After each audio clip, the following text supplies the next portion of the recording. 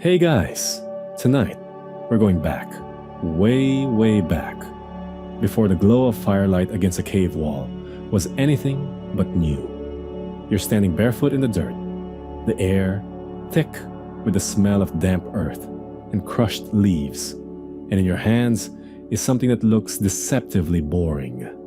A rock. A rock that's about to change everything. You might think this sounds like the start of a survival show. But spoiler alert, without this moment, you wouldn't even make it through the first episode.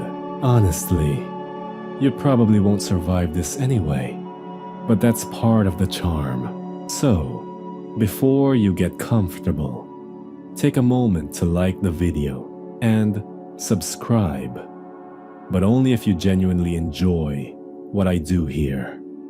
And hey, drop a comment with your location and the time right now.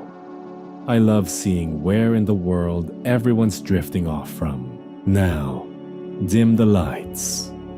Maybe turn on a fan for that soft background hum. And let's ease into tonight's journey together.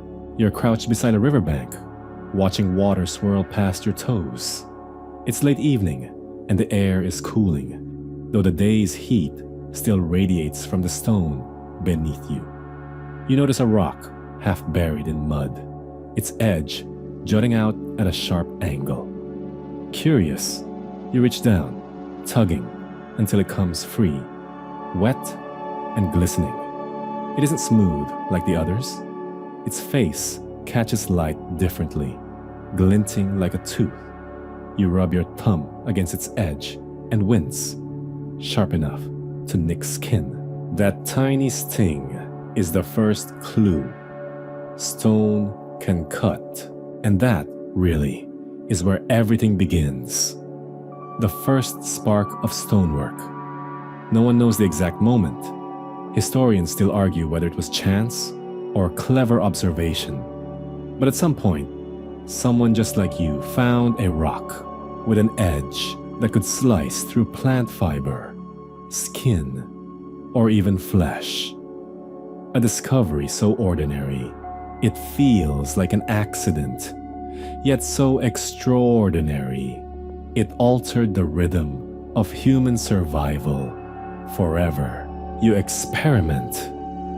There's a plant stalk nearby, stringy and stubborn. You drag the stone edge across it. The fibers split. You blink in surprise, cutting without tearing, without gnawing. This is different. The world opens a little wider. Of course, the first tools aren't masterpieces. They're crude, opportunistic. You grab rocks, not because they're perfect, but because they're here. Some edges chip naturally from collisions with other stones or from tumbling in rivers. Others break when you smash them together. You don't know words like napping yet, but you start to learn that stone breaks in certain patterns. Some rocks fracture smoothly, leaving razor-sharp shards. Others just crumble into dusty lumps. It's frustrating, kind of like ordering mystery takeout. You never know if you'll get a perfect blade or a sad pile of grit. Mainstream archaeology tells us that some of the earliest known stone tools go back more than 2 million years. Simple flakes, cores, and choppers. Nothing polished or glamorous, but astonishingly effective. Imagine trying to butcher a giant animal with only your fingernails. It's not going to happen. A chipped stone flake. Suddenly, it's possible to slice hide, carve meat, or scrape marrow from bone. Without that, you'd spend a lot of cold nights hungry. But here's the quirky twist. There's evidence some of these early tools might have been discovered not just by us, but also by other hominins, our cousins. Some researchers even argue that sharp-edged stones could have been noticed first by accident, when animals dropped bones onto rocks, or when stones cracked naturally under pressure. Think about it. Your ancestor might have been walking along, spotted a jagged shard stuck in an animal carcass, and thought, that looks handy. A happy accident that turned into world-changing technology. You try your new toy on more things. A stick? Too hard. But with some effort, you shave splinters away. A patch of bark? Stripped off clean. The more you try, the more you realize. Sharpness means control. No more waiting for teeth alone to do the work. You can shape the environment. That plant stalk you cut can become twine. The stick you shave can become a digging stick or even a spear shaft. The possibilities are dizzying, though you wouldn't put it in those words. You just feel it in your hands, in the way stone changes what you can do. There's also risk. You nick your palm, and blood wells up. Stone doesn't forgive mistakes.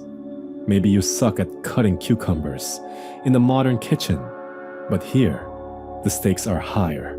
Literally your skin in the game.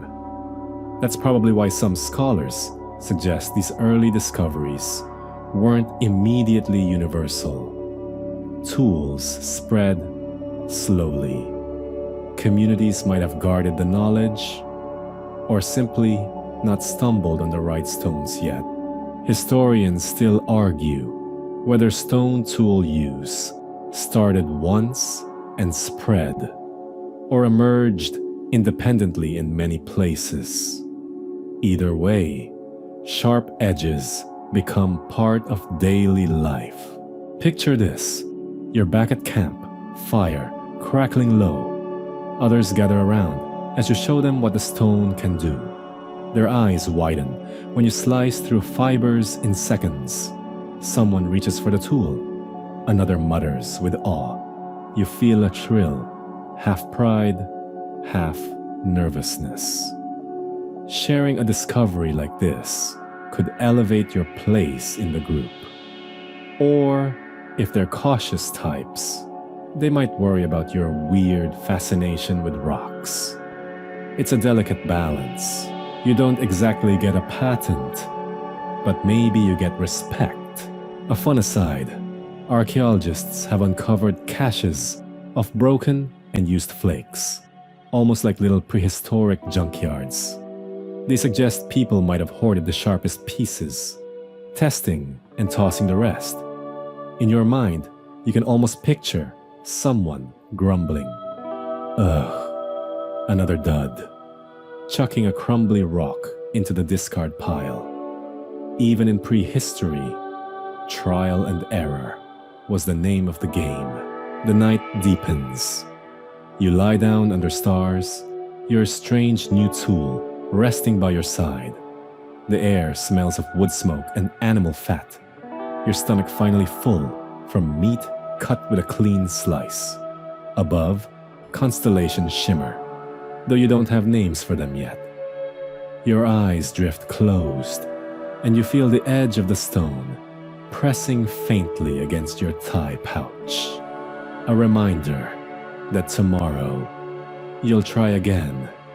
Cut more, sharpen more, experiment.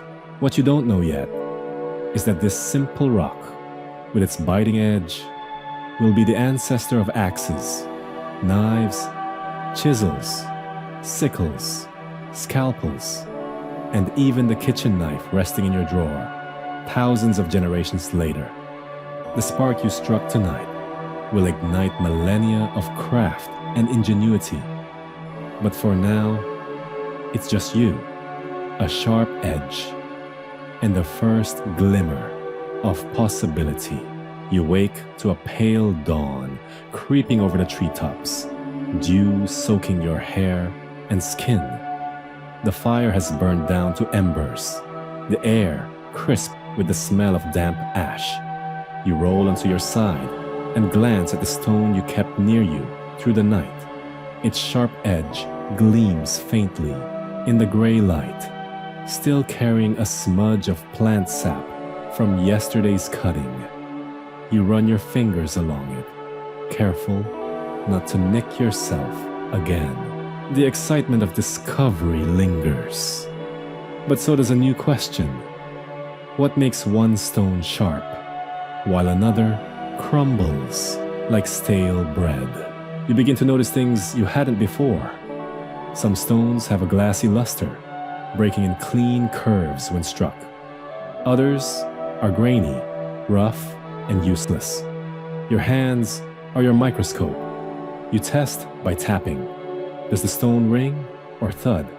By scraping. Does it peel wood fibers or grind uselessly? These tiny experiments become a ritual, turning you into a student of the ground beneath your feet. Here's the mainstream fact. Archaeologists call this material whetstone or flint, depending on the type, and early humans developed an almost instinctive geological sense. Even without words like sedimentary or quartz, they learned which rocks held promise. Flint, obsidian, chert, stones that fracture conchoidally, leaving razor edges sharper than modern steel. Think about that. Your ancestors' chipped obsidian knife could, in theory, shave you smoother than your fancy safety razor. The quirky part. Some researchers argue that early humans didn't just pick stones randomly. They may have traveled long distances to specific outcrops. There are signs that flint from certain quarries ended up hundreds of miles away. That suggests a level of preference, almost like picking a favorite brand. Imagine someone insisting only the flint from across the river has the right bite, while another rolls their eyes. Rock is rock, you snob. You wander farther from camp today, scanning the ground. A riverbank is one thing, but you start noticing stone seams where cliffs crumble.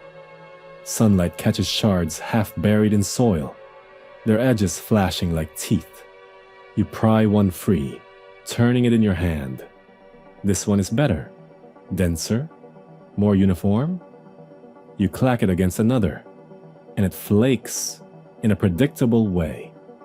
A neat, curved chip falls away, leaving a sharper edge behind. Your breath catches. That's the trick. Some stones want to break this way. Historians still argue whether this knowledge came from generations of slow tinkering or sudden insight. Was there a true eureka moment? Or was it like fire, discovered and rediscovered countless times until it stuck? Either way, you've started on a path to deliberate tool-making, not just lucky finds. Carrying your new stones back isn't simple. They're heavy, awkward, and prone to slipping from your grip. You tuck some into a hide sling, shoulders aching with the weight. You imagine the scene from a distance. A figure trudging across open grass, burdened not with food or water, but with hunks of rock. To modern eyes, it looks absurd. To you, it feels like carrying the future. Back at camp, others notice. They touch the stones, turn them over, strike them together. Some grin at the new edges. Others shake their heads. Too much fuss over dead weight. You don't mind. You've seen what they can do. You press one into the hands of a younger companion, guiding their grip, showing them how a careful strike releases a sharp flake. The sound of stone snapping echoes like a heartbeat. They laugh nervously when a flake cuts their palm. Blood beading. Lesson learned. Sharpness demands respect. Later, as the group eats, You scrape meat with one of your finds. The cut is cleaner, quicker. Fat and sinew peel away without tearing. The others watch, silent at first, then murmuring. The tool works. You feel the tide shift. Skepticism turning into cautious interest. That's the thing about early tools. Proof isn't in words, it's in results. By evening, you sit alone, turning stones in your hands, feeling the subtle differences in weight, smoothness, and fracture. Your mind hums with questions. How far can you push this? Could sharper tools change not just meals, but shelters, hunts, everything? The thought is intoxicating. The truth is, you're not alone in this curiosity. Across wide distances, in other valleys and forests, other hands are fumbling with similar stones, learning the same lessons. None of you will ever meet, but together, unknowingly, you're laying the foundation of technology. Every sharp edge is a whisper across time, telling the same story in countless dialects of stone. The night closes in, stars emerging like scattered embers. You fall asleep with one last thought. Finding the right rock isn't just luck. It's the first real science. A search, a test, an observation. Tomorrow, you'll hunt for more. The next morning, you find yourself drawn uphill, away from the soft soil of the riverbank, and into the harder bones of the earth. Your legs ache as you climb, breath misting in the cool air. The ground crunches beneath your bare feet, pebbles rolling, thorns nipping your ankles. But curiosity drives you on. Yesterday's discovery has planted a seed. If some rocks are sharper than others, then maybe there's a place where they grow sharper still. The slope evens out, and suddenly you're staring at a wall of stone. A cliff face, streaked with gray, brown, and occasional glimmers of something glassy. You place a palm against the cool surface. It feels solid, ancient, like the skin of the world itself. Cracks spider across it, where frost and rain have bitten deep. From one fissure, a wedge of stone juts outward, thin and promising. You tug, but it resists. You strike it with another rock. The cliff answers with a ringing clack, a sound sharper than any animal cry. Dust drifts down. You grin. This is where the real quarrying begins. Not the accidental finds of a riverbank, but the deliberate hunting of stone. You dig your heels into the dirt, slam your hammer rock again and again. Chips fall. Dust coats your arms. Your breath grows ragged. Finally, with a splitting crack, the wedge breaks free. You stumble back, laughing through the ache in your shoulders. The fragment in your hand is heavy, smooth in places, jagged in others. You tap it once, and a flake shears off, razor thin. The quarry has given up its secret. Here's the mainstream fact. Prehistoric quarries existed across continents, some of them massive. Archaeologists have found evidence of systematic extraction, pits, trenches, and heaps of discarded flakes, stretching for acres. Entire communities returned, again and again, not for food or shelter, but for stone. That's how essential it was to leave behind your hearth and trek to a cliffside just to smash rocks all day. Might sound dull now, but back then, it was as critical as charging your phone is today. And the quirky tidbit, some of these quarries became so important that ancient people actually camped nearby for weeks or months at a time, almost like prehistoric festivals. Imagine little clusters of shelters, fires burning, kids chasing each other while adults work the stone. Some researchers even suggest seasonal gatherings, quarry time doubling as social time. It wasn't just work. It was an event. You take a break, sitting on a ledge. Your hands throb, skin raw from the repeated blows. You notice a pile of flakes at your feet, useless shards, too small or oddly shaped. Without knowing it, you've created the earliest kind of workshop debris. Thousands of years later, someone will kneel right here, brush away soil, and mutter excitedly over the scatter you left behind. Your mistakes will become their treasure. But for now, you're still figuring it out. You strike harder, splitting off larger slabs. Some fracture beautifully, their edges already eager for shaping. Others crack in disappointing ways, leaving jagged lumps. Historians still argue whether early quarry workers had a true sense of geology or were just extremely persistent. Did they really understand which seams held the best stone? Or did they just hit everything until something worked? Looking at your own sweaty, trial and error process, you suspect it might be a mix of both. By afternoon, you've gathered several promising cores. They're too heavy to carry all at once, so you sling them in a hide and drag the load behind you, grunting with each step downhill. The weight digs into your shoulders, muscles screaming. You curse softly under your breath. Though in your time, words are more like grunts and growls. Still, the feeling's the same as any modern person hauling groceries up 3 flights of stairs.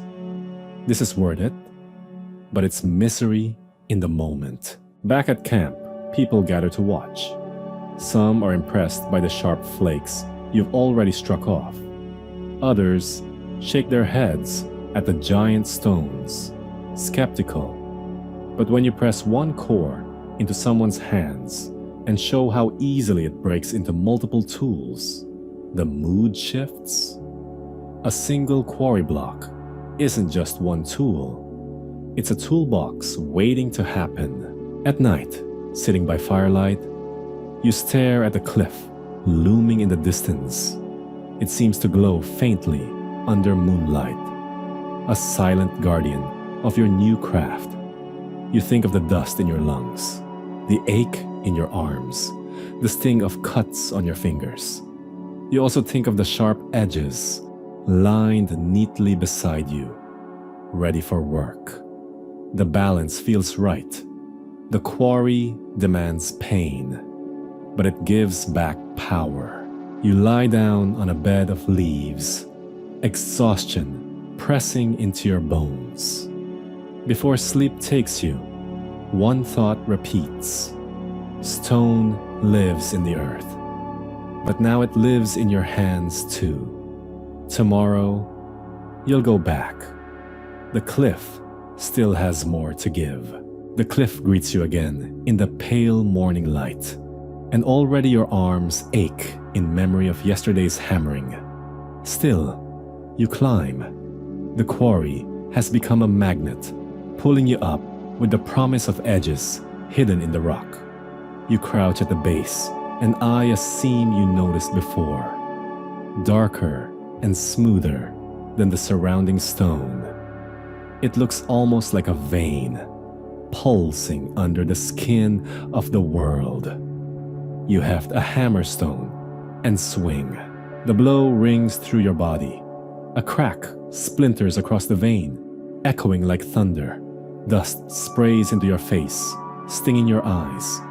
You blink furiously, cough, and then grin. The stone has shifted. You hammer again, muscles burning, each strike a drum beat. A great slab begins to tremble, edges groaning. until finally it crashes free, bouncing and shattering on the slope below. The ground shakes under your bare feet. You descend carefully, heart racing. Among the rubble lies treasure, fractured blocks with promising smooth surfaces. You pick one up as wide as your chest and run your hand over its edge. The surface is raw, jagged, full of hidden potential. You slam another rock against it, and shards leap like sparks. One lands at your feet, glinting with a clean edge, sharper than your fingernail. You pick it up and slice a reed stalk in one motion. The clean cut leaves you speechless. This is where things escalate, breaking stone deliberately, freeing it from the earth with brute force. Archaeologists tell us this practice goes back hundreds of thousands of years. Hammer stones, fire cracking, and even water soaking may have been used to weaken stubborn blocks. That's your mainstream fact. Early quarrying wasn't random. It was systematic, with techniques refined over generations. People weren't just bashing rocks. They were learning how Earth itself could be persuaded to open. Quirky detail. In some quarries, researchers found evidence of burned rock surfaces, suggesting that people used controlled fires to heat stone, then doused it with water so it cracked easier. Imagine standing here with your clan, building a fire against the cliff face, waiting as heat builds, then laughing with surprise when the cliff pops and spills usable chunks. It's like prehistoric popcorn, except instead of a snack, you get the raw material for survival. Of course, there's risk. You test a stone block by prying at it, but the wedge slips. The block tumbles suddenly, crashing past your foot. You leap back, heart hammering, dust choking your lungs. A miss like that could mean a crushed leg or worse. Historians still argue whether groups had designated stoneworkers early on, or if everyone just took their chances. Judging by the sweat and danger right now, it wouldn't be surprising if specialists started emerging. You keep at it, swinging until your arms quiver. Each crack releases a chorus of flakes, some sharp, others brittle and useless. You sort through them with practiced eyes. The good ones gleam like wet glass, their edges humming with potential. You line them up in a pouch, discarding the rest. Soon, you have a growing collection, more than one person could use in a day. This isn't just survival anymore. It's surplus, and surplus means choice. Hauling the blocks home nearly breaks you. The weight drags on your shoulders, cuts into your palms. You stagger and rest, sweat streaming, then push on. Back at camp, the others stare as you drop the load with a thud. Children rush forward, eyes bright. Adults mutter, some impressed, others weary. But when you show how one block splits into dozens of flakes, the mood shifts again. The quarry isn't just your obsession, it's becoming everyone's resource. Later, by the fire, you work a block carefully. Tap, rotate, strike, tap, rotate, strike. Each motion yields a new flake, edges keen as moonlight. A pile grows at your feet. You feel something stir in your chest, something close to pride, maybe even power. For the first time, you're not just reacting to the world, you're shaping it. As the night deepens, you notice how the flakes catch firelight, glowing like stars scattered across the dirt. You imagine them in use, slicing hide, scraping marrow, cutting branches, shaping shelters. Every spark from the quarry Today becomes tomorrow's survival. You stretch out on your back, body aching, lungs still gritty with stone dust, but mind buzzing. Breaking stone is brutal work, but each crack is the sound of a future being born. The sun rises heavy and hot, and today your task isn't breaking stone, it's moving it. Yesterday's quarrying left you with slabs and blocks too precious to abandon. You stare at them now, scattered at the base of the cliff like the discarded toys of giants. Each block is promise. Axes, knives, scrapers, spearheads. But promise weighs a ton. Literally. You crouch, slip your arms around a block, and lift. Pain shoots across your back. You grunt, shuffle forward, drop it, and gasp. This is going to take all day. You glance at your companions, some laughing at your struggle, others reluctantly stepping forward to help. Carrying stone isn't glorious, but everyone understands that without it, there's no edge for tomorrow's hunt. You fashion a crude sling from hide, loading several chunks inside. You sling it across your shoulders, and the weight nearly knocks you flat. With each step, the strap digs deeper into your skin. Sweat trickles down your spine. The earth beneath your bare feet is uneven, stones bruising your heels. Each time you stumble, you imagine the rock crashing down, shattering. Your labor wasted. It's slow, grueling, relentless. This is the hidden half of quarrying. Not just cracking stone loose, but hauling it home. Archaeologists have found evidence of stone being transported far from its source. Flint from specific quarries traveled dozens, sometimes hundreds of miles. That's the mainstream fact. You're not alone in your misery. Across continents, other groups endured the same grinding treks, weighed down with the future strapped to their backs. The quirky tidbit: there are theories that some people used primitive sledges or dragged stone across the ground on hides or branches. Imagine tying a hunk of stone onto a fallen tree limb, then dragging it over the dirt while muttering curses with every root it snags on. A prehistoric version of moving day. No pizza, no friends with trucks, just aching shoulders and a lot of rocks. You pause at a stream, drop the load with a groan, and plunge your arms into cold water. Relief floods your muscles. Around you, the others rest too, rubbing sore shoulders, flexing stiff fingers. Some joke, holding up a shard. All this work for a rock this size? Laughter bubbles, brief but welcome. Humor, you realize, is another tool for survival. Then it's back to the grind. You cross open grassland, the sun beating down. Buzzing insects swarm your ears. The stones clunk together with each step, their weight a constant reminder of why you can't turn back. Every few hundred paces, you stop, gasp for air, wipe grit from your eyes.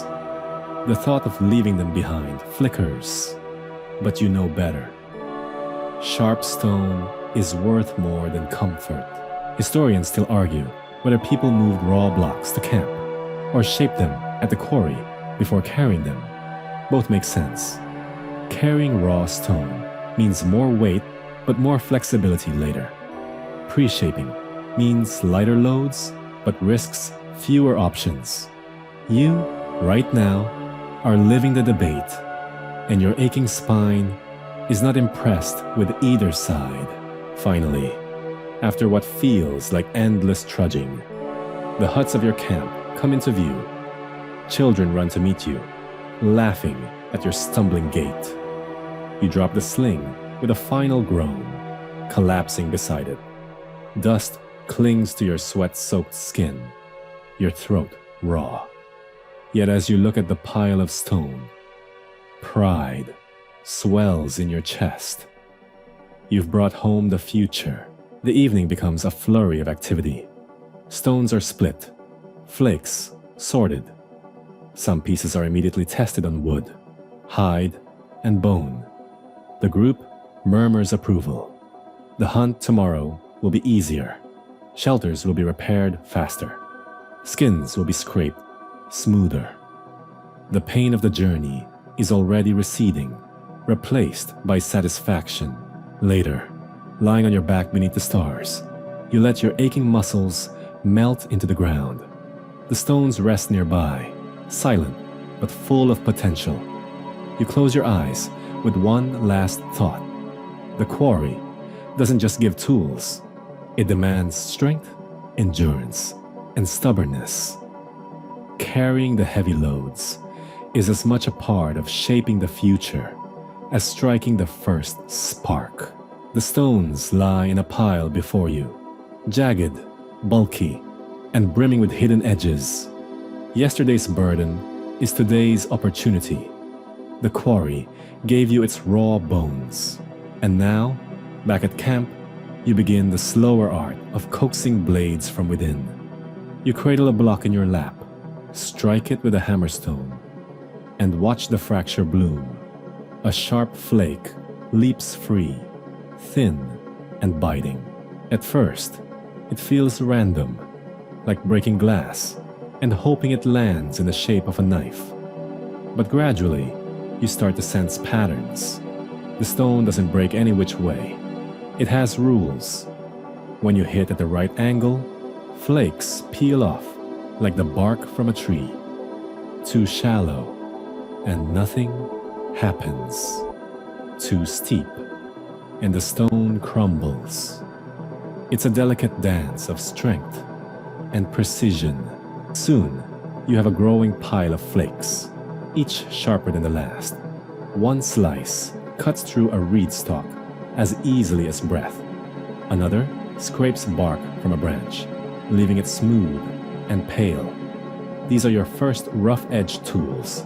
Simple, functional, life-saving. They may look crude to modern eyes, but to you they are miracles. Extensions of your own hands. Mainstream archaeology places this phase in the Oldowan and Acheulean traditions, periods when humans and their kin shaped the earliest recognized stone tools. Flakes for cutting, cores for chopping, scrapers for hides. They weren't pretty, but they worked. In fact, some of these rough tools lasted for over 1,000,000 years with very little change. Why fix what isn't broken? The quirky detail. Some flakes were so sharp that modern surgeons have tested obsidian blades for medical use. They're sharper than steel scalpels, slicing so cleanly that wounds heal with less scarring.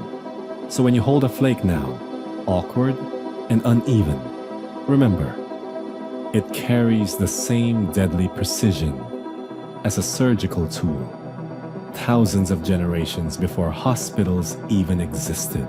You sit cross-legged, sweat dripping, as children crowd near. They watch wide-eyed as you strike again and again. You guide their small hands, showing them how to hold the hammerstone, how to aim. The first tries are clumsy. A shard cuts someone's finger, and they yelp. Blood beads, and you soothe them. Lesson learned. Stone punishes mistakes quickly, but within minutes, laughter bubbles up as a half-decent flake tumbles free. The skill is contagious, and already your knowledge is spreading. Still, historians argue about intent. Were these first flakes truly planned? Or were they just lucky accidents? Did you mean to make blades? Or were you simply smashing stones until something sharp appeared? Looking at your own strikes, half skill, half chance, You can see both sides. Maybe the truth is that accidents taught you, and persistence made you clever. By dusk, a collection of tools rests before you. Jagged knives, chunky choppers, awkward scrapers.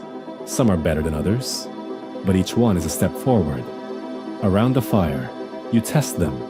One tool carves meat, another smooths wood, another cleans sinew from a hide.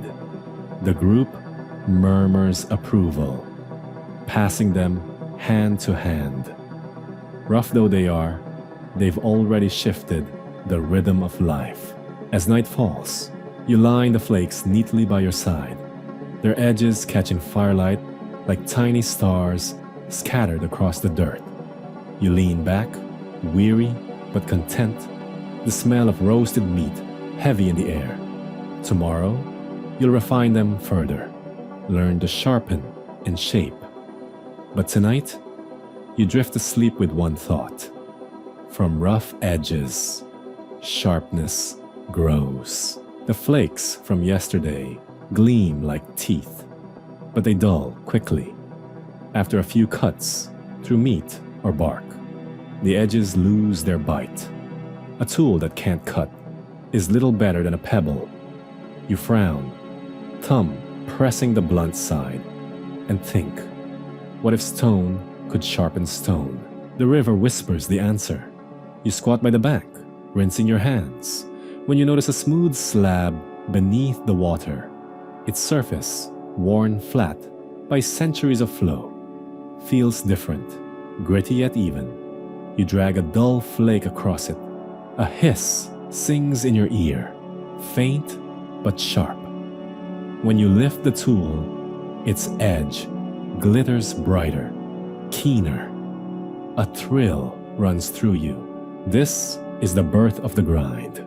Water, sand, and patient rubbing turn a jagged flake into a true blade. You sit cross-legged in the shallows, stroking stone against stone. It takes time, more time than smashing cores into shards, but the result is dazzling. The edge slices through hide as if it were grass. Archaeologists note that this shift toward grinding and polishing marks a new chapter in prehistory. Flaked tools were fast to make, disposable even, but grinding gave durability. The Neolithic especially embraced this art. Polished axes, chisels, and adzes, strong enough to clear forests. With ground tools, entire landscapes could be reshaped. Quirky fact: people discovered that using sand as an abrasive sped the process. Pouring gritty dust onto the stone created a natural sandpaper. Imagine the first experimenter who accidentally spilled sand onto a whetstone and realized, wait, this works better. An ancient, happy accident.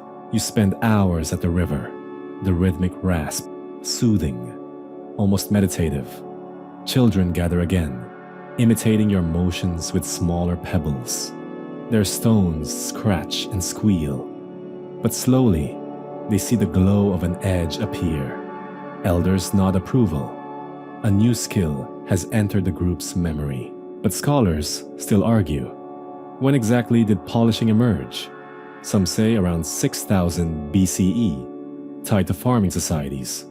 Others claim isolated finds suggest earlier experiments. Looking at your own tinkering, you know innovation rarely comes all at once. It comes in sparks. One person notices grit helps. Another refines the habit. A third teaches it as law. The debate will rage for centuries. But here, by the river, you only know the satisfaction of sharper tools. With polished blades, camp life changes overnight. Meat is sliced thinner, drying faster in the sun. Hides are cleaned with fewer tears.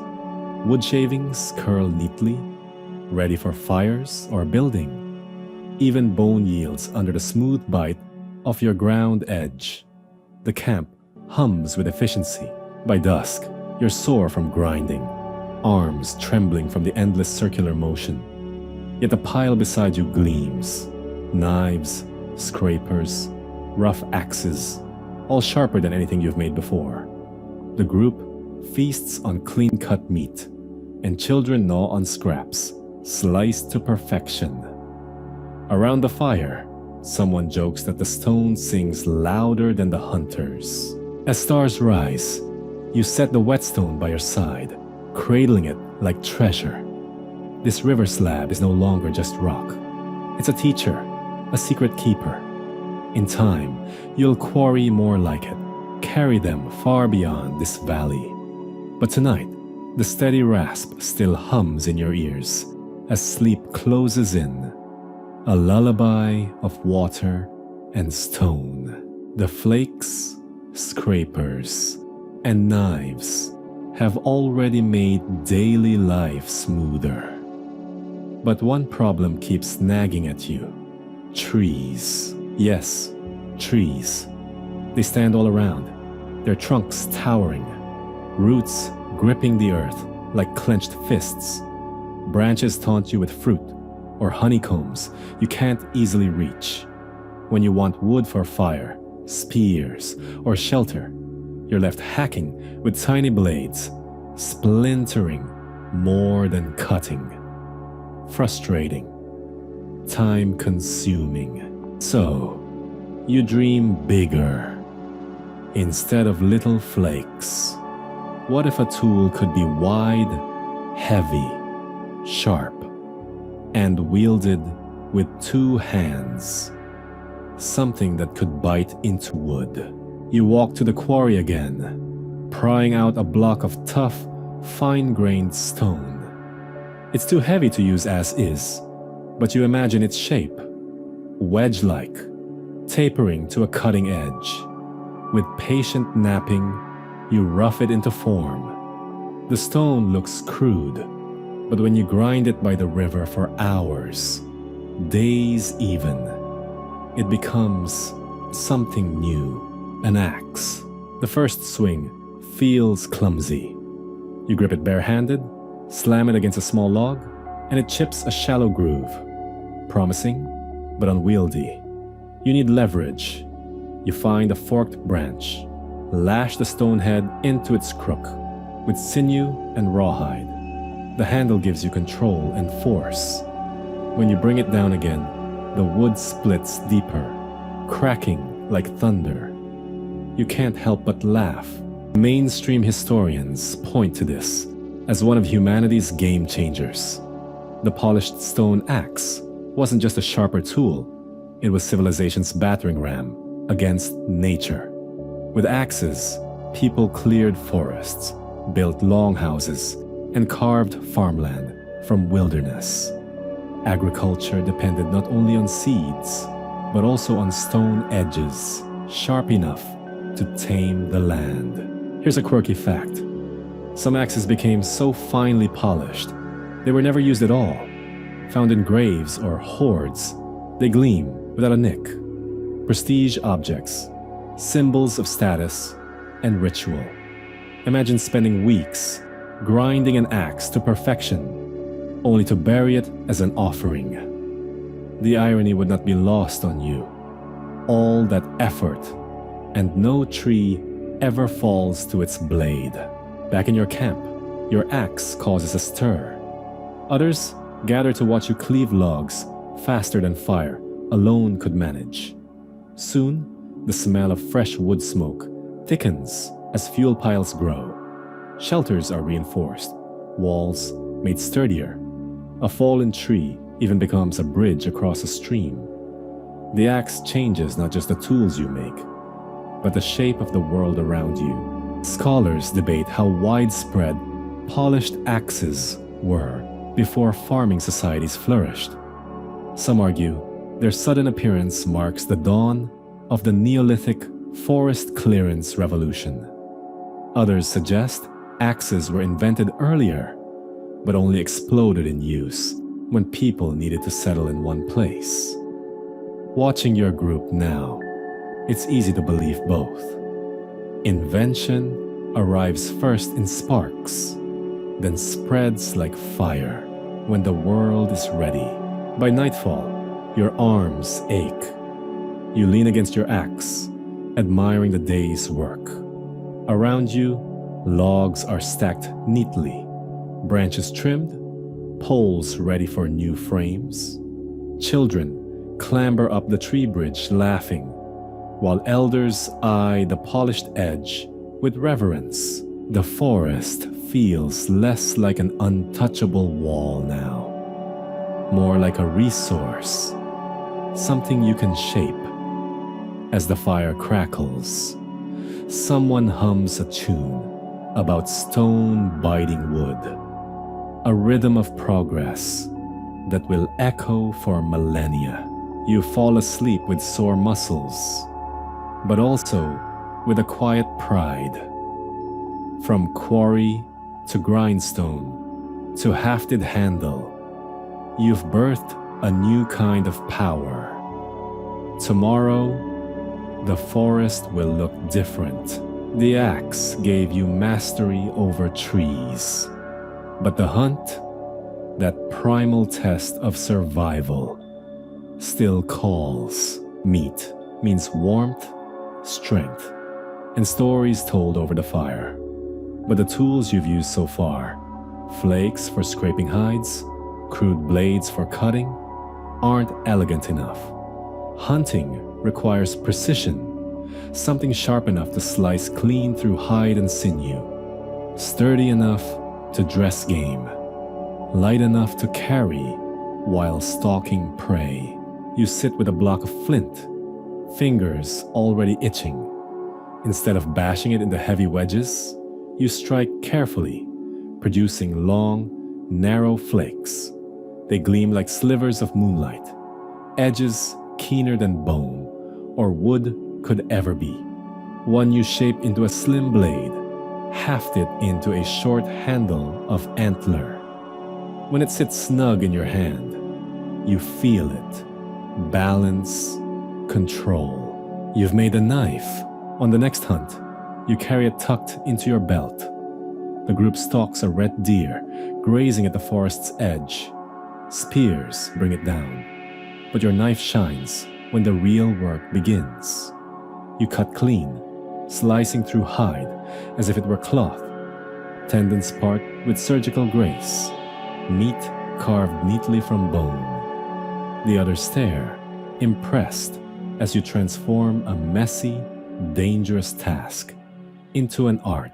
Mainstream historians argue that knives, small as they seem, were as transformative as fire or the wheel. They extended human control into delicate realms, butchering, hideworking, even carving wood into tools more refined than stone flakes alone could achieve. Where axes conquered the forest, knives conquered detail. Quirky fact: some prehistoric knives were so carefully shaped, they resemble modern chef's knives. Archaeologists have even found serrated edges, Stone Age steak knives if you like. Imagine your ancestor cutting roasted meat with one, nodding as if to say, "Yes, medium rare, just right." After the hunt, you sit by the fire, knife flashing as you trim fat and strip sinew into strong cords. Children watch wide-eyed, fascinated by how easily the blade works. One elder takes your knife, tests it on a strip of hide, then hands it back reverently, as though you've created something bordering on magic. Scholars debate the role of such knives. Were they simply multi-purpose tools, or did they hold symbolic weight?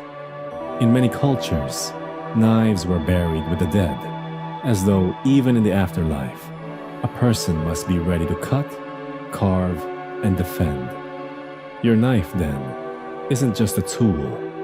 It's an extension of your survival, almost part of your body. Days later, you find yourself whittling bone into needles, slicing reeds into mats, trimming wood for spear shafts. The knife proves itself again and again. Where axes shape landscapes, Knives shape life's small details. The two together form a complete toolkit. Big strokes and fine cuts. Force and finesse. That night, as venison roasts over the fire, you carve a slice with your knife and hand it to a child. They bite, chew, and grin, fat dripping down their chin. The group laughs, and for once, hunting feels less like a brutal struggle and more like a shared celebration. Your knife rests beside you, gleaming in the firelight. Not just a weapon, but a companion. Tomorrow, it will slice hides, carve bone, maybe save your life. Tonight, it has earned a place by the fire. The knife and the axe have proven themselves. But soon, you realize something. Even the sharpest edge dulls. Each hunt, each cut of meat, each tree felled, slowly wears down the bite of your tools.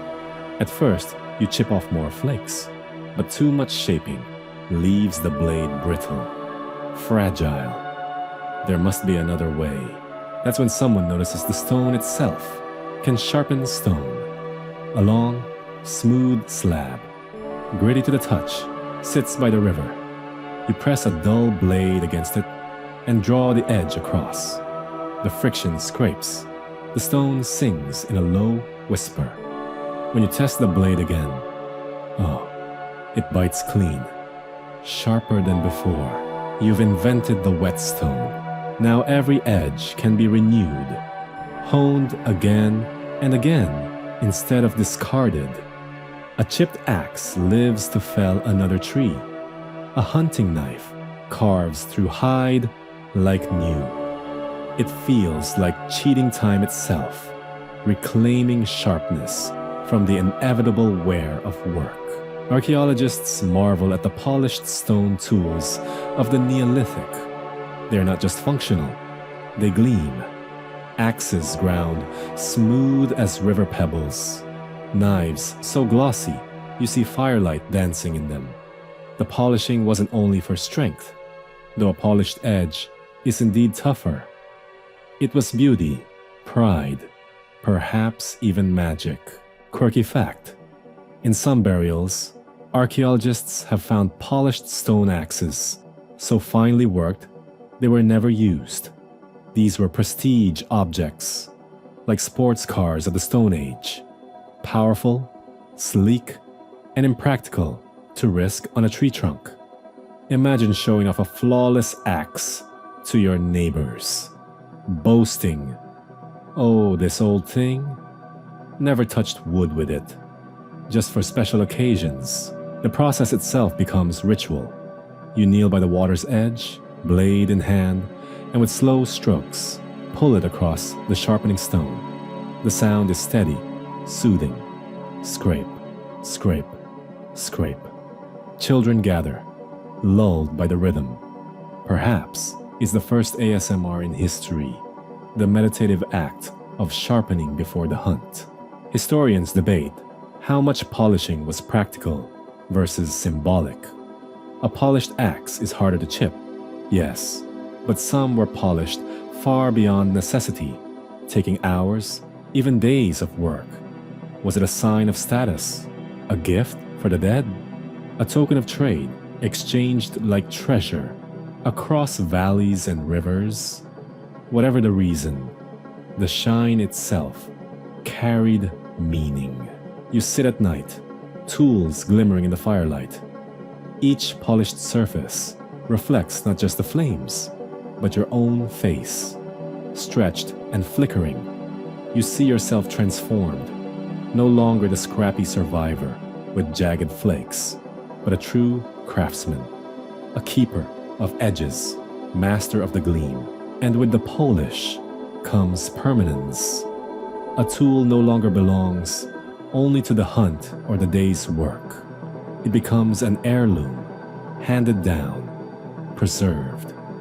Your child may one day sharpen the same knife, polish the same axe, watching their own reflection in the sheen. From rough chips to gleaming blades, you've taken stone and given it memory, beauty, and life beyond the moment. The tools are no longer just survival.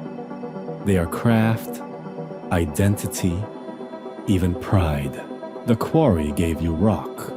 Your hands gave it shape. And now the whetstone gives it a soul. The axe in your hand is no longer just an axe. It's a statement.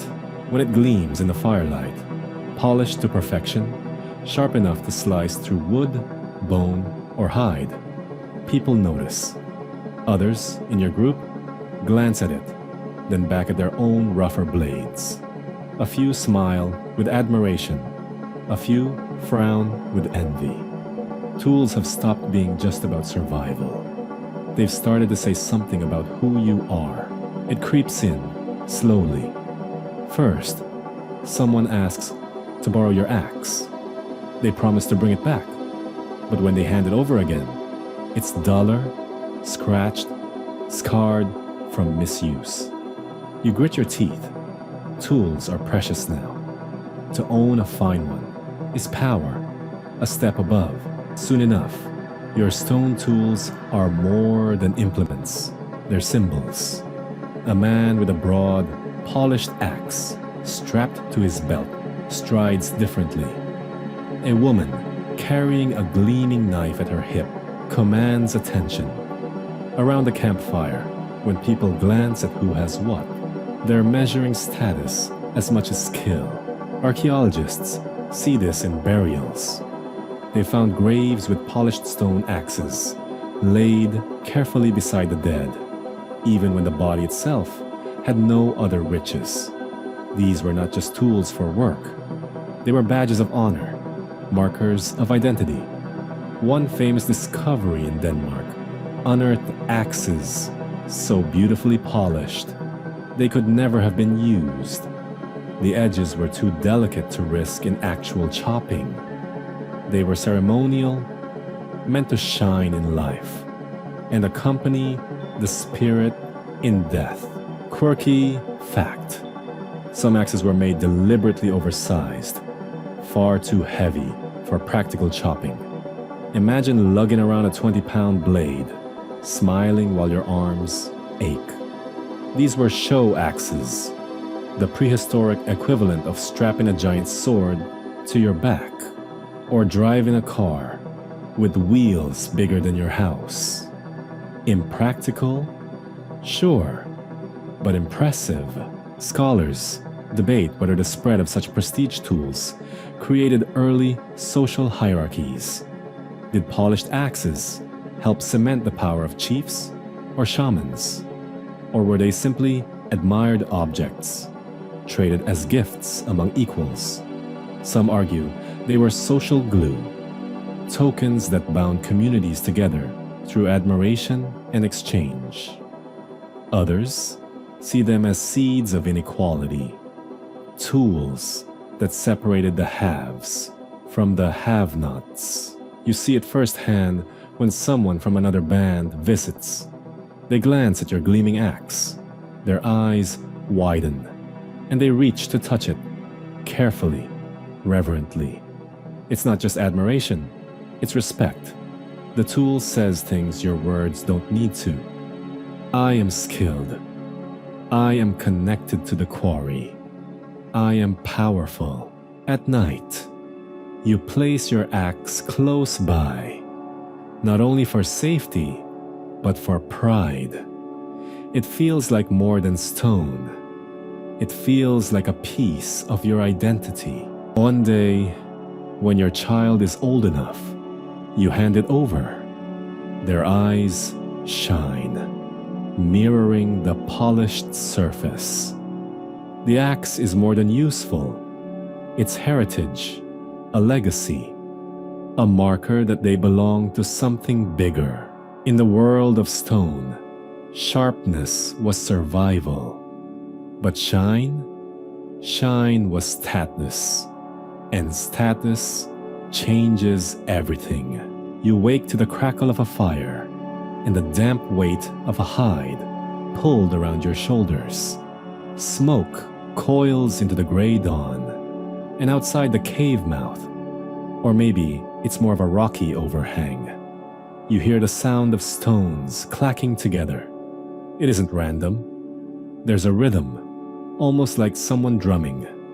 You shuffle forward and see two figures hunched over slabs of hard, glinting rock. They're striking, chipping, grinding, not for a knife or an axe this time, but for something subtler, smaller, a tool not meant to smash, but to pierce. The spear point is being born, and suddenly, the mood shifts. You're not in a world of heavy chopping axes or broad knives anymore.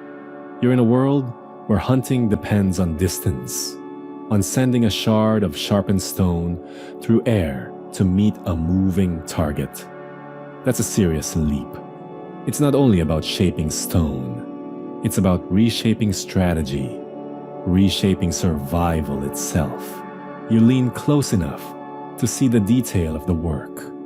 The stones are harder than the gray whetstone you've been hauling. These flakes are being struck off from cores of flint or chert, minerals whose tight crystals break in a predictably sharp way. Archaeologists like to call this conchoidal fracture. A fancy way of saying it breaks in a ripple like a seashell. To you, it just looks like shards of glass. Dangerous, brittle, lethal if they fly right. Mainstream fact time. Spear points first appear in the archaeological record roughly 500,000 years ago, and by about 300,000 years ago, you see real refinement.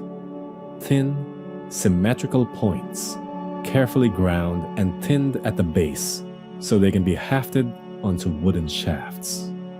That's not a quick improvisation. That's design.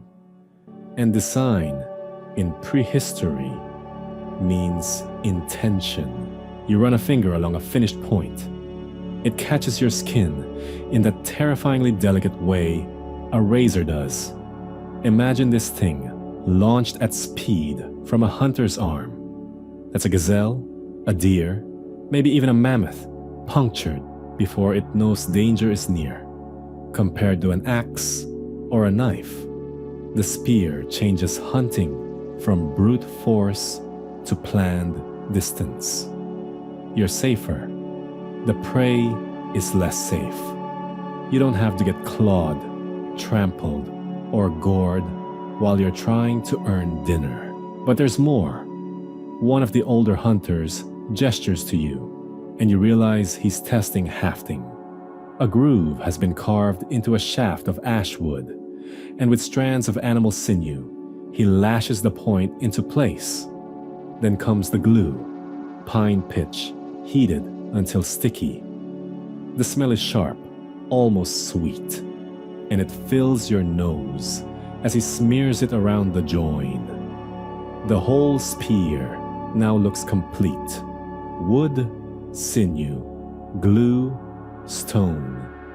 The ancestors of duct tape. And here's your quirky tidbit. Some groups even chewed birch bark to create pitch glue, literally softening it in their mouths before smearing it onto weapons. That means the stuff you might use to stick a spearhead in place had probably been spit-shined by someone's prehistoric saliva. A little gross, sure, but also effective. That's the kind of multitasking innovation you get when survival is the only hobby. The hunter pulls back his arm and throws. The spear arcs, cuts the air, and slams into a distant tree trunk with a sound that makes your heart race. It's embedded deep, quivering. That's when you realize the spear point is not just sharper stone. It's the moment when the whetstone takes on a new purpose. It's no longer for grinding or polishing axes. It's for shaping slivers, sharp enough to kill from afar. You shuffle further into the day, imagining hunts. You see yourself crouched in tall grass, holding one of these new weapons. The prey approaches, oblivious. Then, release. The point sails, finds its mark. Dinner, security, survival, and yes, the occasional disaster when the spear misses and the prey turns around with big, angry eyes. Historians still argue whether early spear points were more for thrusting up close or for actual throwing at a distance. Some digs show heavy, thick points, suggesting close-quarter work. Others are so light and symmetrical, they practically beg to be thrown. Either way, you're standing in that evolutionary limbo. Weapon as both staff and dart. The communal side emerges too. Spears are not solo tools. They are weapons for group hunting. One person flushes game, another aims, another waits to finish off the wounded animal. Suddenly, you're not only relying on your personal strength, but on coordination. And nothing binds a tribe tighter than depending on each other for food. You notice the way the younger ones imitate the elders, the careful mimicry of hand position, the way they scrape flakes with quiet patience. This is education before classrooms, tool-making lessons given under smoky dawn skies. Picture the scene at night. 20 or 30 people sitting in a circle, chipping, flaking, binding spear points, while the fire spits sparks upward. The rhythm of it is hypnotic, like a soundtrack you didn't know was missing. Every once in a while, someone nicks a finger and hisses, then laughs it off. There's probably joking, bragging about who threw farther that afternoon, who nearly impaled a rabbit, but instead scared it halfway to the next valley. You don't just hear stone against stone. You hear culture forming, memory shared, identity carved into sharp edges. What's fascinating is how quickly the spear point spreads across continents, across climates. You find them in Africa, in Europe, in Asia. Tiny variations, but the same essential idea. It's as if the blueprint traveled in the hands of migrants, or maybe it was rediscovered again and again by different groups. Scholars debate that too, whether the invention of the spear point was a singular aha moment copied everywhere, or a series of parallel light bulbs flickering on across the ancient world. Either way, here you are, living in the moment when that flicker becomes a blaze. The spear point changes how you think about stone, too. No longer is every rock suitable. You need cores that fracture well, nodules worth carrying from faraway quarries. That means journeys to riverbeds, to chalk cliffs, to outcrops where the right kind of stone peeks through. It means the whetstone itself is now not just a grinder, but a sharpener for smaller edges. You crouch by a stream, smoothing a point. The sound of water trickling, blending with the rasp of stone. You sense the birth of specialization.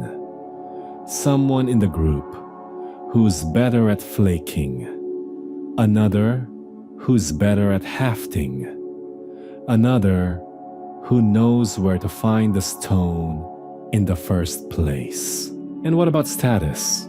Yes, even here, long before Instagram clout or TikTok trends, there's prestige in holding a better spear point. Maybe yours flies truer, pierces deeper. Maybe you trade it to another band in exchange for hides or meat. Archaeologists even find caches of unused spear points buried carefully, as if someone was stockpiling them like future currency. The night deepens, and you feel the weight of one of these tools in your hand. It's not just a point, it's a promise of hunts more successful, bellies more full, enemies kept at bay. And somewhere in the hush between fire pops, you realize you're holding not only a piece of sharpened rock, but a turning point in human survival. You sling the weight of stone across your shoulder, the cord biting slightly into your skin. It's not just a tool anymore. It's a passport, a currency, a story you're carrying out of the valley and into the unknown. The whetstone axes and knives you've helped shape are no longer only about cutting trees or butchering meat. They're about travel, about exchange, about reaching people you've never even heard of. Tonight, the fire burns low behind you. Your own clan sleeping back in the shelter of the granite cliff, while you step into the mist and follow the path that stretches into the wilderness. The first few days are familiar.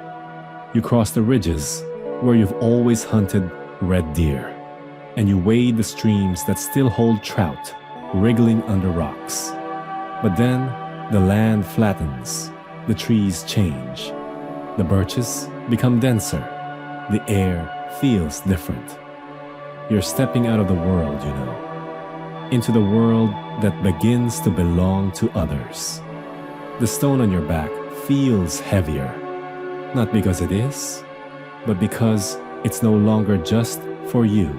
It's for them, the strangers you've heard whispers about.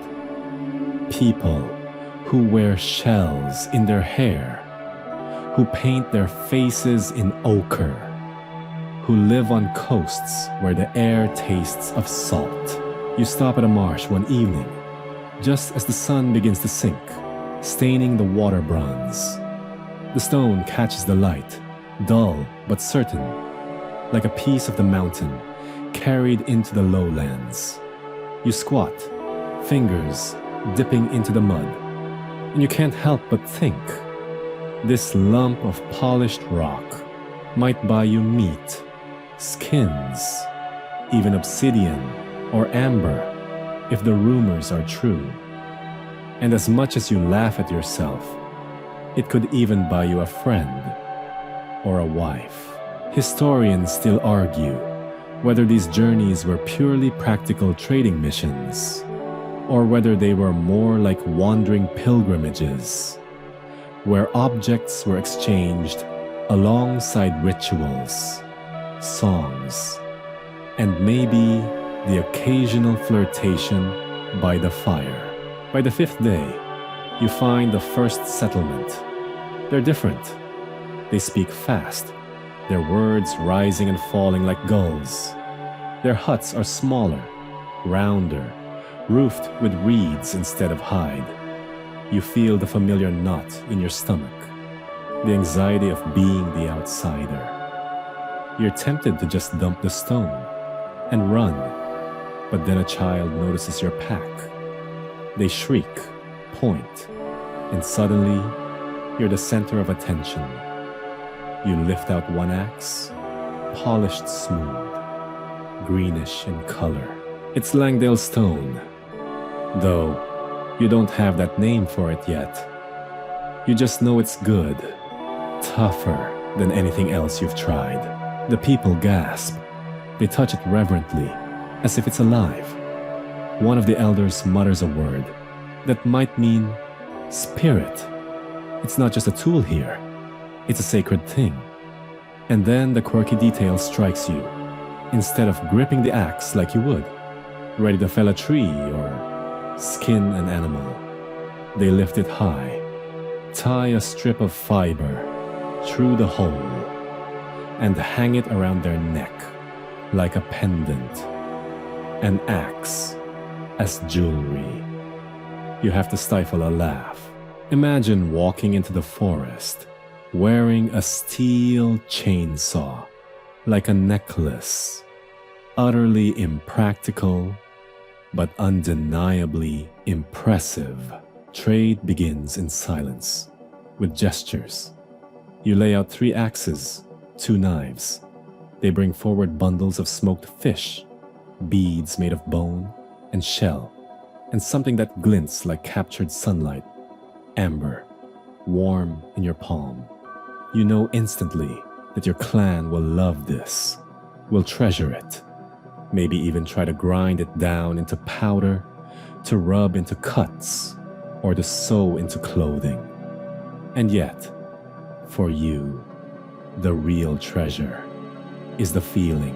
You're building a bridge across distance, stitching people together with stone and risk. Nights pass.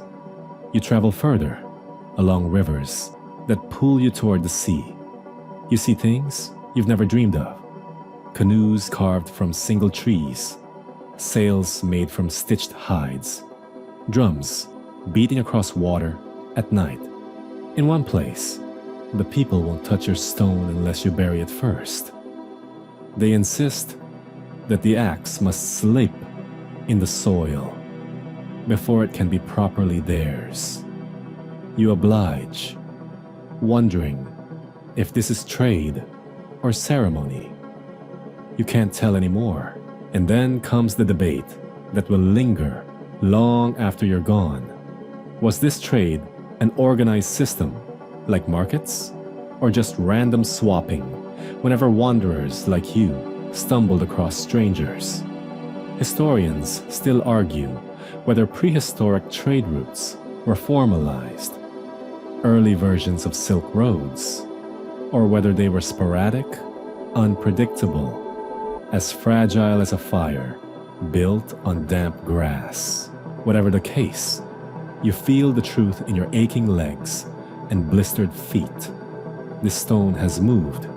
It has left its mountain home, traveled through marsh and river, forest and coast, and it now rests in hands that may never see your valley. Hundreds of miles might pass before its edge cuts a tree, or before it's buried in a grave as a sacred token. And you, trudging back toward your own people, realize something that keeps you smiling even as the rain starts to fall. You haven't just carried stone, you've carried a story. And now, that story will ripple outward, carried in whispers and trade, in beads and amber, in axes that will gleam on other people's hearts long after you're gone. The ground trembles under your bare feet as you return to the quarry once again. But this time, the feeling is different. The sharp glint of whetstone still shines where slabs split and crumble. But now the quarry is not just a workplace. It has grown into something else, something that whispers and breathes with meaning. You notice how people move more slowly here, as if the ground demands reverence. Your people don't just come here to cut stone anymore.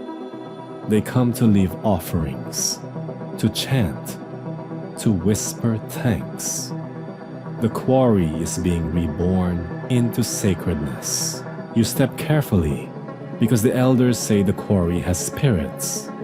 The very veins of stone that lie beneath your feet are thought to be the ribs of earth itself. To cut them open is dangerous unless you do it properly. You hear that in some valleys far away, people sprinkle ochre on their tools before quarrying, as though painting them with blood makes the stone easier to part. Nobody knows if it works, but everybody pretends it does, because who wants to risk angering a mountain? The mainstream fact: archaeologists today really do find signs that ancient quarries became ritual places. They've uncovered broken tools deliberately left behind, stone fragments piled like offerings, and even human bones placed in cracks. These weren't accidents, they were markers that quarrying had crossed into spirituality. That's the moment you're living right now. The transformation of a mine into a shrine. A quirky tidbit floats around campfires. People swear that when they strike the stone at dawn, it sings. Not just a clink of hammer against rock, but a ringing that carries longer than it should, as if the quarry itself hums a reply. The story goes that the song is a greeting, proof that the earth is awake. Of course, skeptics roll their eyes and say it's just acoustics. But even skeptics leave their share of gifts. A feather, a bead, a cracked pot, tucked into the fissures of stone. Historians still argue whether these sacred quarries were the start of formal religion or just an extension of daily superstition. Was the reverence genuine, or was it social theater? Elders creating rituals to keep everyone cautious and cooperative in a dangerous place. You can almost picture a long ago leader saying, "Don't cut too much stone or the spirits will get angry," when in truth, he just wanted to ration resources. Clever manipulation or genuine faith? Nobody can fully say, but you're here, standing with a hammerstone in hand, and you feel it. The moment before the blow, your heart slows. The quarry's walls tower above you like silent witnesses. The morning mist curls along the ground, like breath rising from the earth. You strike, and that note rings out, echoing across the cliffs. People look up from their work, not because the sound is new, but because it matters. They nod to each other quietly, like they've heard a voice. By evening, someone arranges flat slabs into a rough circle near the quarry's edge. It's not a hut, it's not a workshop, it doesn't have a roof or a fire pit. It's just a ring of stone, an empty space that feels full. Children aren't allowed inside unless an elder carries them. Travelers bow when they pass. You watch as someone places a broken axe there, deliberately snapped across its middle. Perfectly good stone, sacrificed. Wasteful? Maybe, but it's like you're buying insurance against bad luck. And who argues with that? Soon, visiting the quarry feels less like heading to work and more like entering a temple. You wash your hands in a stream before stepping on the quarry floor. You whisper a few words before striking. You touch a lucky pebble in your pouch before carrying the day's haul home. All of it adds up to something bigger than superstition. It's structure, ritual, community. And yet, in the back of your mind, you can't help but notice. When stone becomes sacred, someone always gains authority. The elders decide which offerings are worthy, which ceremonies are proper, and which tools must be broken. The quarry isn't just sacred, it's political. Religion, power, and stone are all tangled together now. Still, as twilight falls and the quarry walls blush with red, you feel it too. Something about this place hums beneath your skin. Maybe it's acoustics, maybe it's politics, maybe it's just your imagination. But as you set down your hammer and press your palm against the cold rock, you whisper a thank you anyway, because sometimes belief is as sharp a tool as any axe. The quarry has been sacred for some time now, but sacred doesn't mean safe. Every swing of a hammerstone, every crack echoing through the rock face, carries risk. You feel it in your stomach, the thrill of pulling out a flawless axe blank, but also the cold dread of knowing one slip could mean blood. You've seen it happen. A slab shears off wrong, tumbling like thunder, striking a man's leg so hard his bone bent like green wood. He screamed, but there was nothing to be done. By sunset, infection would be his master. Another time, a shard flew sharp as a knife, slicing a woman's cheek open in a spray of red. The wound healed, but left a scar that curved like a second smile. People started whispering she was chosen by the stone itself. That's how quickly tragedy becomes myth. The mainstream fact: archaeological sites show stone quarries littered with broken tools, chipped bones, and sometimes skeletons with injuries that match accidents you'd expect in heavy labor. Fractures in forearms, smashed skulls, even signs of amputations. Working stone wasn't just craft. It was one of the most hazardous jobs in the prehistoric world. Here's your quirky detail. In some traditions, scars from accidents became badges of honor. Imagine boasting at the fire. This notch in my arm? That's from the great slide at Red Hill. The gods spared me.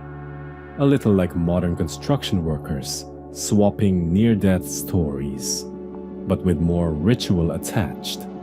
Some even claimed those who survived quarry accidents had stronger tools afterward, as if their blood had fed the stone.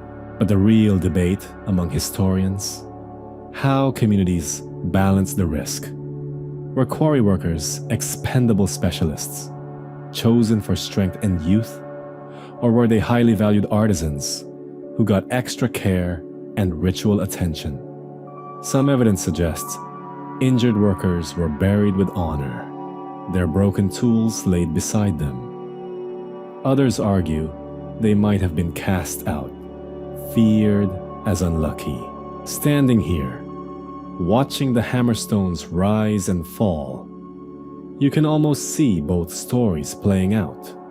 Praise for the brave, suspicion for the cursed. You crouch at the quarry's edge, eyeing cracks spiderwebbing through the cliff face. A shaman raises his staff, muttering words of caution. Everyone waits. Then, at his nod, you swing. The cliff groans. A block shudders free. Dust billows into your mouth and throat. You cough, eyes stinging. The block lands heavy, safe. This time, people cheer softly, relief flooding the air like water. But even as you work, the memory of accidents hangs thick. You picture bones under rubble. You picture hands caught between stones. You picture the silent fear in the eyes of workers when a crack rings too sharp.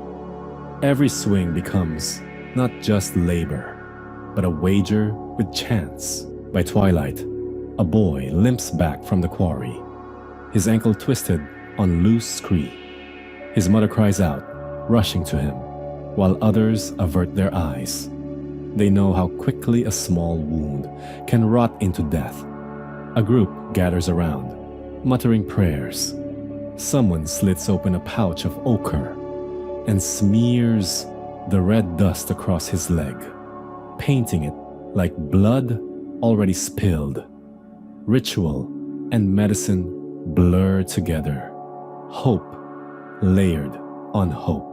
And you realize something important. The quarry is not just sacred because of spirits. It is sacred because it takes lives. Risk itself demands reverence. Every block carved from the earth is paid for with bruises, scars, sometimes corpses. Each axe carried back to camp has a hidden weight, a reminder that someone risked their bones to make it. By the fire that night, you touch your hammerstone carefully, running your fingers over its roughness. You whisper a small vow to strike carefully, to watch the cracks, to never forget the price of each piece of stone. The quarry doesn't forgive carelessness, and you don't want your name to be whispered tomorrow as another offering to the earth. You've swung the hammerstone often enough to know one thing: not everyone should be trusted with it. Some strike too hard, shattering a perfect block into useless shards. Others swing too soft, wasting the stone's promise. Then there are the rare few, the ones whose hands seem born to coax a blade from rock. They don't just make tools, they make magic, and that's how specialized makers are born. At first, every hunter might have tried their hand at shaping a flake or two, but soon the community noticed. Some people made sharper blades, stronger axes, smoother points. And so, those people began to spend more time at the work. The hunters hunted, the gatherers gathered, but the nappers stayed by the stone. Archaeologists can see this shift clearly. In many prehistoric sites, heaps of flakes and half-finished tools pile up in certain areas, often near homes of specific families. These were likely the homes of tool specialists, people who spent much of their lives shaping stone. Their waste piles tell the story of endless trial and error, thousands of discarded pieces for every handful of perfected blades. Here's a quirky little fact. Some makers may have had signatures, not written of course, but stylistic. One napper favored wide, flat flakes. Another made long, slender ones.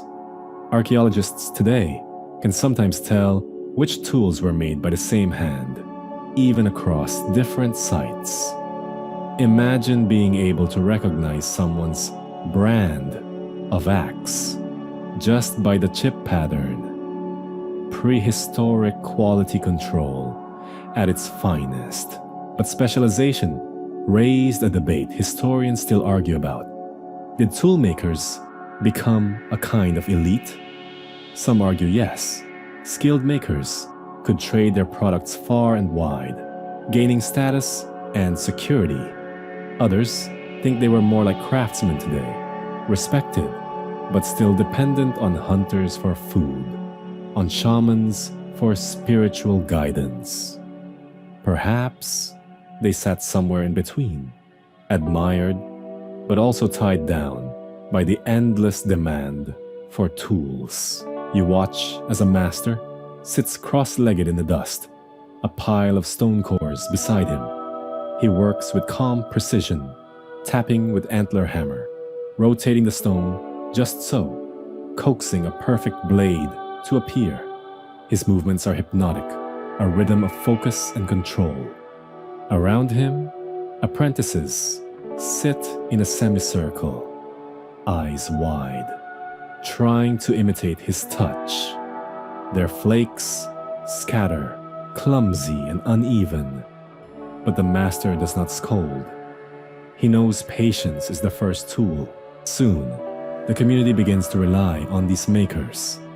A hunter won't risk a great expedition with a blade chipped by an amateur. He wants the best.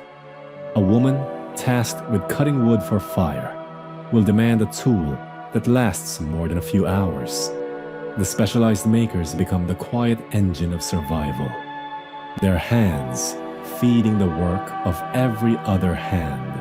But with this reliance comes new responsibility. If the master falls ill, who will finish the tools? If he dies in an accident, who will carry his knowledge forward? And so, teaching becomes part of the craft. Every strike of stone is not just shaping a blade, it is shaping memory, passing on skill, keeping the rhythm alive across generations. By firelight, you sit with them, hammerstone in hand. You strike once, twice, and the flake crumbles. The master chuckles softly. Again, he says, and so you do, again and again. until the rhythm becomes less foreign. You begin to sense what the stone wants. Not mastery, not yet, but enough to feel the difference between chance and craft. Enough to glimpse what it means to be a maker. And as the night deepens, you realize specialization is more than efficiency. It is the birth of identity. Some are hunters, some are gatherers, some are singers, and now some are makers. A community dividing its roles, weaving a net of survival from strands of skill. Each strand taught, each strand needed. The stone doesn't just shape tools, it shapes society itself. You remember the first hunts, back when tools were rough and crude, chasing after deer with little more than sharpened sticks, praying your throw hit true. Sometimes it did, more often it didn't. The animals escaped, the people went hungry, and every success felt like a gift from chance, rather than a result of skill. But now everything has changed. The tools the specialists make don't just scrape hides or chop wood. They've revolutionized the very way your people hunt. A knife sharp enough to bleed an animal clean. A spear point so fine, it pierces deep into thick hide. A cutting axe that can bring down not just branches, but whole trees, clearing paths for traps or corralling prey. Archaeologists point to this as one of the great turning points in human history. The Stone Revolution didn't just make daily chores easier. It transformed how humans interacted with animals, and therefore, how humans survived. Imagine this: a herd of aurochs, massive wild cattle, thundering across the plains. In earlier times, you'd have to surround them, risk being trampled, pray for a lucky strike. But now, with stone-tipped spears and knives in hand, your group sets up an ambush. Hunters drive the beasts toward a narrow valley. Spears fly, not blunt, but tipped with razor-sharp flint. The points bite deep. The wounded animal slows, stumbles, and the hunters close in. The kill comes quicker, cleaner, safer. And with that, food is no longer just survival. It becomes abundance. Here's a quirky detail for you. Some archaeologists have found caches of broken spear points clustered around ancient hunting sites. These weren't accidents. They were the battlefield debris of prehistoric hunts. Imagine dozens of hunters, spears flying, tips breaking off in thick hides. Each fragment a fossilized memory of teamwork, coordination, and danger. The hunt isn't just about filling bellies anymore. It's about planning, strategy, identity. A skilled hunter isn't only strong. He wields the best tools, made by the best hands. The partnership between maker and hunter becomes symbiotic. One provides the edge, the other proves its worth in blood. And with sharper tools come new possibilities. Smaller game, too quick for blunt spears, can now be taken with precise arrows tipped in stone. Fish can be netted and swiftly gutted. Even birds, once too tricky, are now viable prey.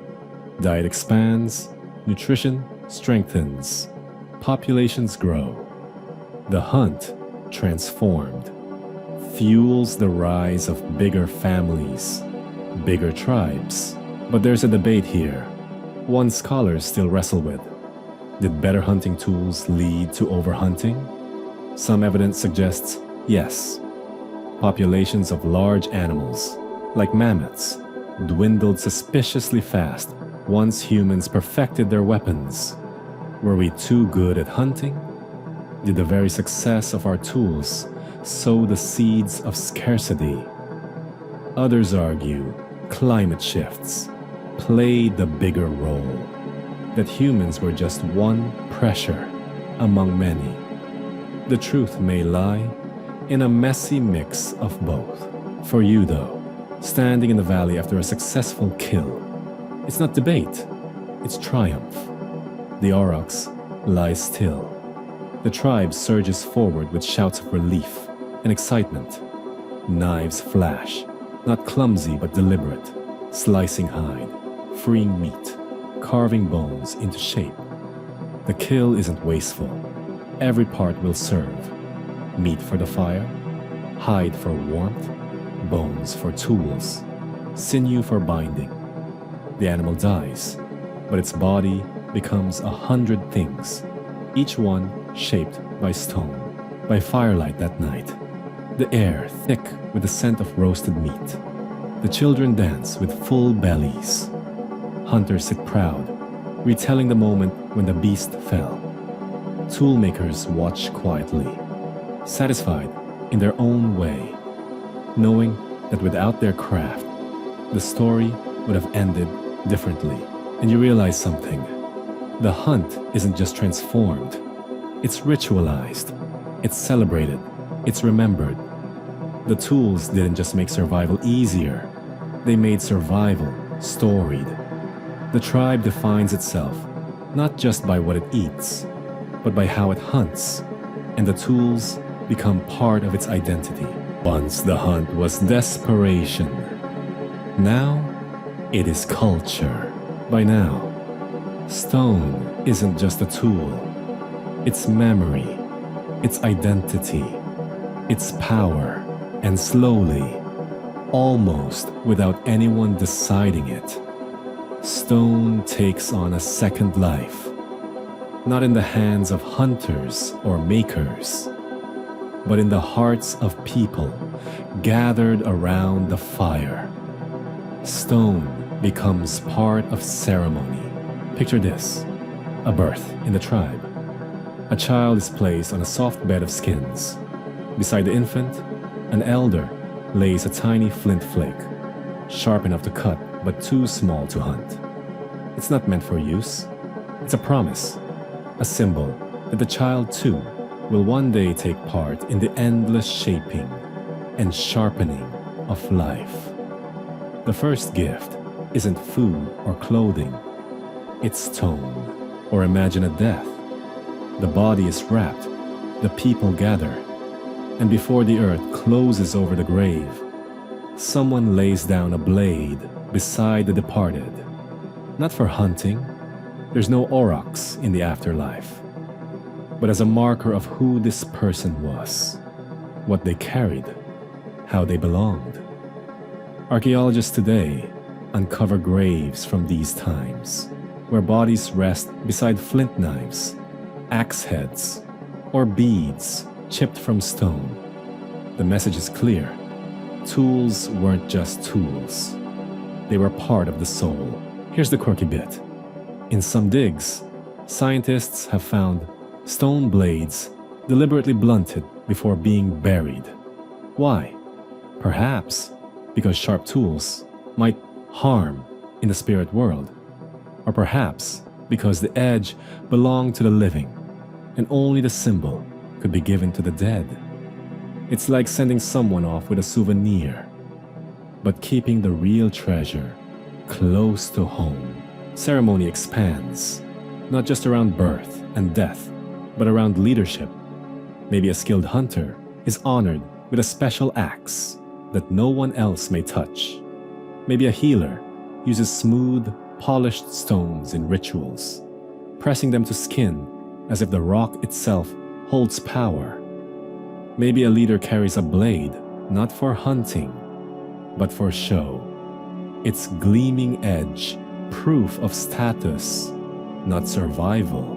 One of the most fascinating debates among scholars is whether the first religions were born through stone. Some argue that the rhythm of napping, the sparks that flew, the mysterious transformation of rock into something deadly sharp. This was magic to early humans. Did they see the toolmaker as part craftsman, part shaman? was the striking of stone, the first ritual. Every flake, a prayer. Think about the way stone tools sound. Tink, tink, crack, split. The rhythm echoes through the valley. Children sit mesmerized. Adults hush their voices. Sparks flash in the dark. It's not hard to imagine that long before drums or chants, the ceremony was already here, in the sound of stone becoming more than stone. At feasts, when a great hunt is celebrated, the knives themselves might be passed around before the meat. People touch them, admire them, maybe even whisper over them. They are more than instruments. They are vessels of memory. That flake cut the hide of last season's bison. That axe split the firewood that saved the tribe from cold. Each tool tells a story, and to share it is ceremony. You can almost see it. A circle of people under the stars, stone blades glinting by firelight as they are raised high, not in violence, but in reverence. Each edge, a reminder. We survive together, we thrive together, and we honor the stones that make it possible.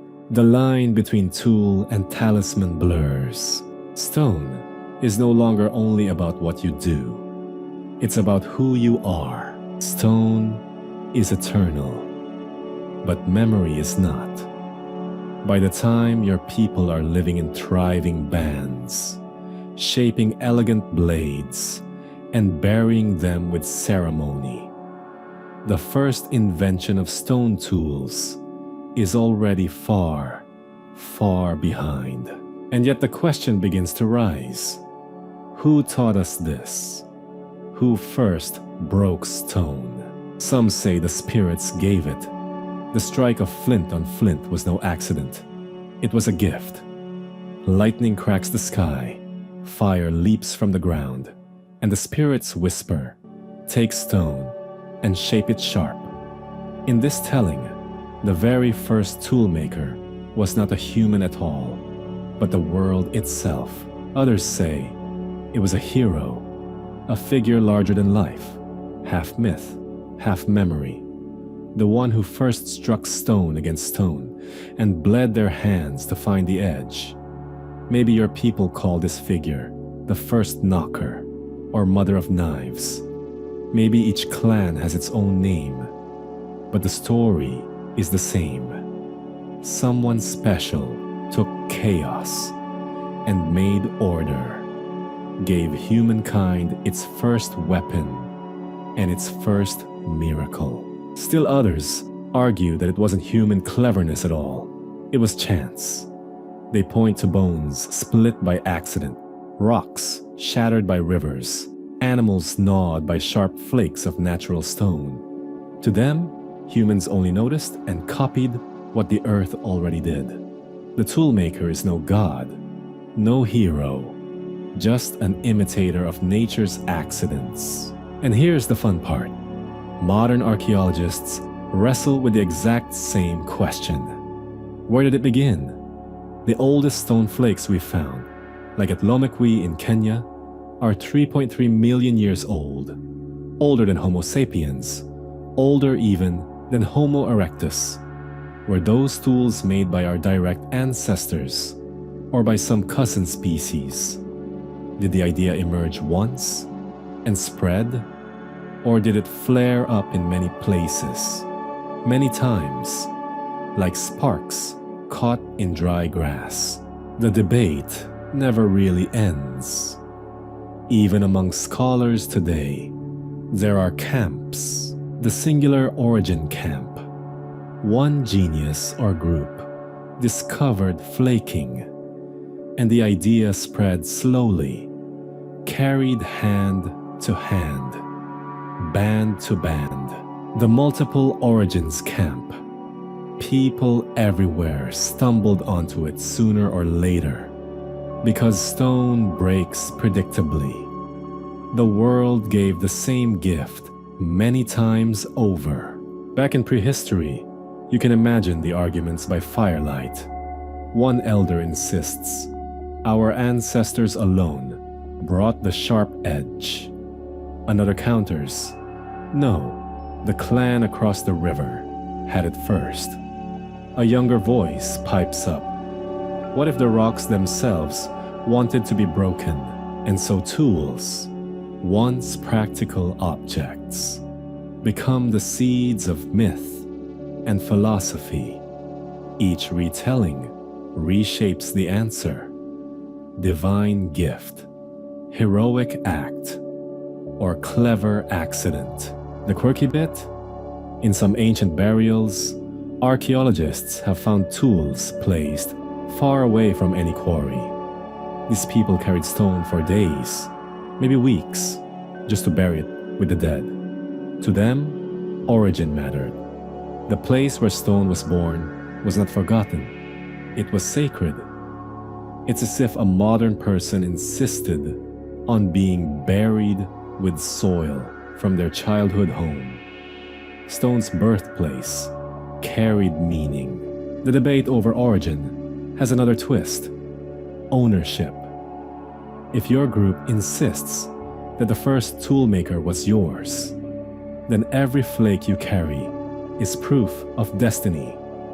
If someone else claims the story, it becomes a source of rivalry.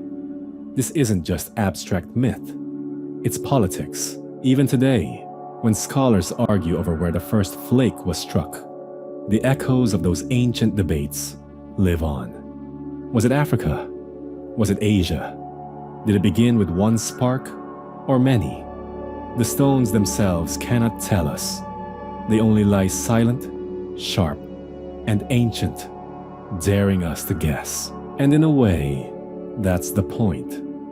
Tools were never just about cutting meat or scraping hides. From the moment the first debate began, they became about story, about how we explain ourselves, how we anchor our identity, how we argue over who we are. You can almost hear the voices over the fire. Stone was born with us. No, it was given to us. No, we stole it from the world. And maybe all three are true at once. Stone endures, longer than bone, longer than wood, longer even than fire's fleeting light. Long after the people who struck it are dust, the sharp edge remains. When you look back across the whole journey, you see how a simple act, striking stone on stone, changed everything. At first, it was survival. A flake sharp enough to slice meat, a point hard enough to pierce hide. Then it became trade, ceremony, status, even myth. By the end, it wasn't just a tool in the hand. It was a story in the mind. That's the real legacy of sharpness. Tools, reshaped not only the body's reach, but the imaginations. Think of it. A child born into a band never had to invent the tool. They were born into a world where it already existed, passed down from hand to hand. The edge was part of the inheritance of being human. Every flake held lessons from generations of nappers before. Just as surely as a language or song. And when people migrated over rivers, mountains, tundra, seas, they carried stone with them. Sometimes raw blocks, sometimes finished blades. They carried not only the edge, but the knowledge of the edge. That's why you find the same shapes appearing thousands of miles apart, separated by centuries. The hand remembers what the voice doesn't. In a way, stone tools were the first libraries. They stored human thought in a physical form. Each flake is a page. Each axe is a volume. They whisper, "We were here. We thought, we solved, we shaped." Of course, Other materials would come: bone harpoons, bronze swords, iron plows, steel scalpels, each sharper than the last, each building on what came before. But stone laid the path. Even today, surgeons still call their finest scalpels obsidian blades, because volcanic glass holds the sharpest edge on Earth, sharper than steel, sharper than diamond. The old truth still lives. Nothing cuts like stone. Archaeologists often call stone tools the most successful human technology, not because they are flashy, but because they endured for millions of years. From the first crude flakes to the polished ceremonial axes, they spanned almost the entire story of humankind. If you measure by duration, the age of stone is not behind us. It is most of us. And maybe that's the strangest legacy of all. For all our satellites and circuits, you could still strike two rocks together today and make a tool your ancestors would recognize instantly. A connection across time, sharper than any memory. When you hold a flake, you're holding both past and present. A fragment of geology turned into biography. A reminder that humans became who we are, not only through brains and language, but through the edge we carved from the earth itself. The legacy of sharpness isn't just in museums. It's in every knife, every blade, every tool with an edge you use daily. Peel an apple, sharpen a pencil, slice bread, shave wood, and you are replaying an ancient gesture. The hand still remembers. That's the story stone tools leave behind. A legacy not of stone alone, but of humans who learned that with patience, pressure, and imagination, the world itself could be reshaped. Sharpness was never just about cutting. It was about becoming. So now, as you let your eyes grow heavy, imagine the flicker of a fire in some ancient night. Around it, people sit, hands busy with stone. Flakes chip, edges gleam. Sparks rise and vanish into the dark. The rhythm is slow, steady, almost like breathing. The edge is born in silence. A flake falls. A tool takes shape. Another flake. Another edge. Hands pass it from one to another. A child tracing the line. An elder nodding in approval. This has always been our way. Knowledge passed in the glow of firelight. One hand teaching another. You can almost hear the stories that accompany the work. Of spirits who gifted the edge, of heroes who braved blood to discover it, of quarries that were sacred, rivers that gave stone, mountains that guarded it. The edge isn't just sharp, it's alive with memory. Let that memory drift over you. The hum of voices, the crack of stone, the warmth of the fire. The world is quiet, safe, patient. Time moves slowly here. No rush, no hurry, just the steady shaping of a tool. And with it, the shaping of humanity itself.